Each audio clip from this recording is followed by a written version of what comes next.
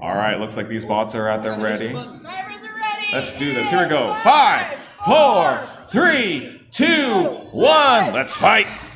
Two wedge-like implements here, both gates open. This is, once again, a challenge of driving skill, precision, and maybe even a ring out. Right now, you can see totally not a FingerTech Kit right under Procrastinator. So right now in control is totally not a FingerTech Kit, looking to try to push it out, maneuver their way under the side, and maintain control so that maybe they can get that ring out right now.